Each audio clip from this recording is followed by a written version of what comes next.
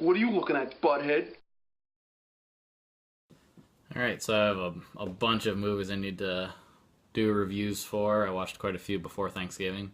Never got time to uh, record anything, so hopefully I didn't forget too much from these movies. But I want to start with this. As a Glengarry Glen Ross.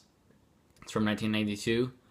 It's always kind of up there with this like amazing talent pool that they collected for actors, but I'll get to them here in a second. It's directed by James Foley, who has been directing quite a few episodes of House of Cards, working again with Kevin Spacey, who's in this movie. After this movie, he directed the movie Fear with Reese Witherspoon and Mark Wahlberg. He has a couple other random movies here and there. So, it's written. This was written by David Mamet, who is a really popular screenwriter, but he's also a huge playwright. So this was actually a play before it got turned into a movie. And I've seen quite a few, well, a couple of David Mamet's other films.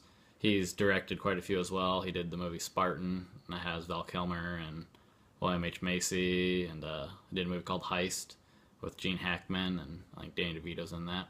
He's a good director. He's a really good playwright. I think he's won a ton of really prestigious awards for playwriting. So he wrote this, he wrote the play, and he wrote the screenplay for this, the movie version. And I guess kind of the story is it got kind of the word around town that he was going to turn this into a movie. A bunch of really, really talented actors started just doing readings of it, and they kind of slowly got all these other people interested. So beyond the people that are in the actual cast, there's even more just really good actors that all want to be part of it because it's just had a really good reputation. So it stars, I'll list all these people here. So it stars Al Pacino, Jack Lemmon, Alec Baldwin, Alan Arkin, Ed Harris, Kevin Spacey, and then in a bit of a smaller part, Jonathan Pryce. So besides Jonathan Pryce might too. Pretty much everybody on this cast has either won or been nominated at least for an Oscar. So it kind of goes to show what you're getting with this group. And, you know, the title doesn't really give you an idea what the movie's about. And if you don't know anything about the movie, it'd be pretty easy to not know. And it's a pretty basic premise. So this movie is about all these guys, most of these guys, with the exception of Jonathan Pryce. They all work in realty. So they sell realty investments. So they're all realtors. I can't say that. I guess that's what they do. They sell real estate. And so Kevin Spacey, his character. I'm just gonna use the actors' names. Kevin Spacey is the boss, so he manages Ed Harris, Alan Arkin, Al Pacino, and Jack Lemmon. And Al Pacino, Ricky Roma is his name. He is like the top earner. He has the best sales. But Alec Baldwin comes in at the very beginning of the movie and tells all of them that their jobs are on the line and they have to sell a certain amount of real estate. They get some contacts and they have to sell, a certain amount of real estate to keep their jobs because their office is doing really bad. Alec Baldwin's kind of from the head company, the boss company or whatever. And so that's what he's telling them. They're all kind of freaking out. They want to make as many sales as they can, but they have really bad contacts, and they've been trying to get the good ones from Kevin Spacey, who's, reluctant to give them any of the new leads. They want the good leads. And one of the guys that's kind of really freaking out a lot is Jack Lemmon's character. He's older than most of them, and so he's really on Kevin Spacey to try to get these good leads.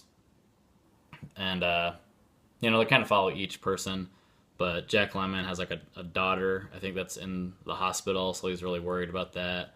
Ed Harris is just really mad about being looked over and that they might lose their jobs. Alan Arkin kind of is the laid-back guy, actually, and Al Pacino is just really talented, and he knows that he's the leader of the month and stuff like that, so he's not too worried about it. But yeah, so that's what it's about. It's about them trying to get good leads, sell as much real estate as they can, and eventually there's a bit of a robbery aspect that comes into play.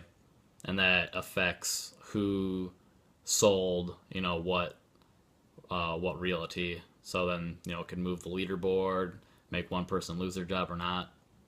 I won't get into, the details of the robbery and stuff like that, but as you could imagine, since this was basically based on a play, it all is in just very few sets. It's mostly all set in their real estate firm, their office. There's also like a little bit of a cafe across the street that they go to every once in a while, and then there's maybe one scene in somebody's house or something like that.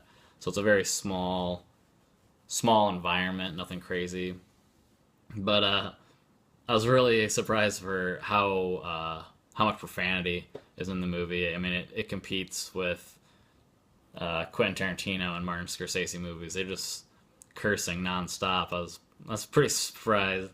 Not that I had anything wrong with it. That's I've heard a lot that this is a real good representation of how these types of salespeople work. So, and also just like everybody just seems so angry at certain points. Everybody just pissed. Doesn't matter who it is, top to bottom. At some point it just gets just ludicrously mad, and sometimes it's kind of like, all right, we get everybody's pissed, but I mean it works. It kind of shows everybody's dedication to their job and kind of what's at stake, I guess. Also, the movie, the whole feel of it just feels like a film noir. It's probably because that mostly set at night. It's really rainy. Sorry about that. Somebody started calling me. Got cut off. So like I was saying, it has a film noir feel to it. It's mostly set at night. It's raining, like downpouring most of the time. And then you add into the robbery part of it, and it has a bit of that feel. Not like the classic private eye, whodunit murder mystery type of noir, but it has a bit of that feel to it. That I like that. I like those kind of films, so it kind of added to the effect of it. So like I said, it's a good movie to watch. I'm giving it a 4 out of 5. Just for the talent alone, like I said, it has all these incredibly talented actors. They've all been, nominated or won Oscars. Al Pacino was nominated for a Best Supporting Actor Oscar for this. And for like movie connections, this is kind of the pinnacle of the movie people go back to, I guess, after Wall Street, maybe. Wall Street and this, they're quoted a lot. I think they even started quoting parts of this movie to like train salespeople. So you get this in like in a even bigger environment, like in Boiler Room or more recently Wolf of Wall Street. You look at those movies and it has that kind of feel to it. It's just on a smaller scale. It's a smaller group of guys, and they're, it doesn't seem like they're doing like stocks or whatever, but very similar feel. So I think it's definitely worth a watch for the acting alone, and it's a good story too. I was kind of surprised. I didn't really know much going into it, and I doubt a lot of people do. So it's worth a watch. I definitely recommend it. So 4 out of 5. All right, and this one I do have a tagline or a quote for this one to go out on. Just remember, ABC, always be closing.